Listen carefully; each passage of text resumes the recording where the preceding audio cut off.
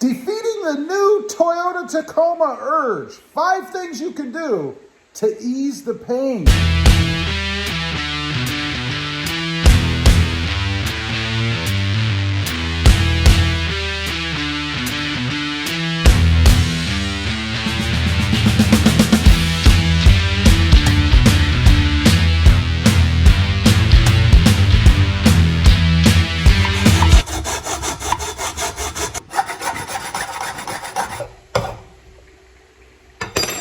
Well, good morning, everybody, and welcome back to RobMotive. Just doing a little mod work there, actually for the Tundra. Thought I'd take a quick break and talk about something very important, and that's defeating the new Toyota Tacoma Urge, kind of to ease the pain a little bit. Now, this is kind of crazy, I know, but it happens to me. You know, every once in a while, I get this urge to buy a new Toyota Tacoma, even if nothing has really changed. I mean, look, I did it with this one, sort of. I had a 2018 Toyota Tacoma, didn't have a ton of miles on it, was like brand new, traded it off for a 2020 Toyota Tacoma. Now, I say sort of because this has the manual transmission in it and it's the off-road trim. The other one was automatic and it was the sport trim. But what can you do to defeat the new Toyota Tacoma Urge? Here's 5 steps. Number 1, go for a ride. This one is pretty simple. Jump in your Tacoma, take it out for a spin, and really pay attention to it. See how good it feels, how nice it drives, how cool you feel driving it around, particularly if you've done any mod work to it, like lifted it, put bigger wheels and tires on it, all those little touches that you might have done that you really enjoy. Number 2, take a good long look at it. What are you going to gain by trading it in? You know, in my case, I mentioned I had an 18, I traded it for a 2020. Really the only thing I gained, pretty much, there were 2 things. A little bit smoother ride, which I destroyed when I lifted it and put bigger, meatier tires on it, and the manual transmission. That was my primary reason, really. I did get the gorgeous Voodoo Blue, but I didn't trade the truck in just to get a different color. I mean, that's crazy, isn't it? So take a good long look at what you've got, what it is, maybe what you've done to it, and think what you're really going to get if you do trade it in. Number 3, is it paid for? Is your current truck paid for? Because if it is, you're saving money every month unless you go in and pay for one in cash. In other words, you're not going to be financing a new truck if you hold on to what you have. You're going to be looking at 4, 5, 6. Some people are taking out 7-year-long payment terms to buy new trucks. Do you really want that? After the newness wears off and you've got it home and it's sitting in your garage and you've stared at it for hours and hours, that payment is still going to be staring at you for years and years.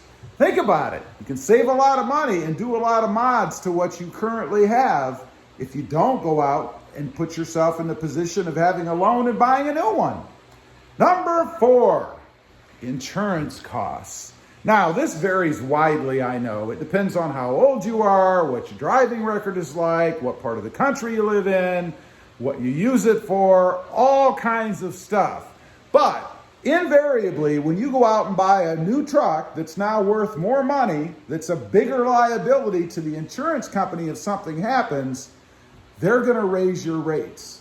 So not only may you have a new payment staring at you for years and years, but you're going to have higher insurance rates. So it's going to cost you more money there.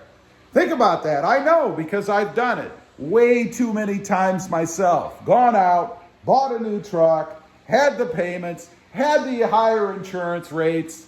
It's just not a good thing. And then in the end, I look at it and think, gee, did I really need to do that? Yeah. And number 5, mods. Let's say, for example, that you have a basic Toyota Tacoma. Basic meaning stock. That you haven't really done anything to it. You know, if you get into mods, you can improve that truck. Change it. Make it more exciting for you.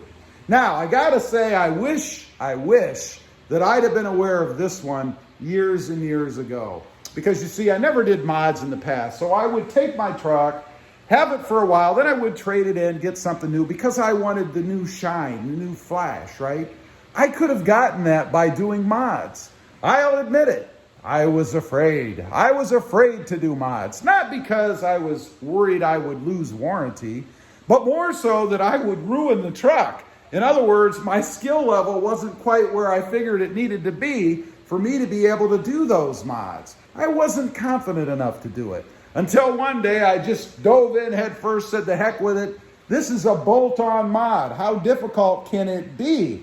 Other people do it, plus YouTube is your friend. You know, if you're looking to do mods to your truck, you should check out some of my older videos. I have tons of videos out there on how to do all kinds of mods to the truck, and most of them are bolt-on, require no drilling, and really just a rudimentary understanding of how to use a tool. It's that simple. Now, by doing that, you can reinvigorate your zest for the Toyota Tacoma that you have.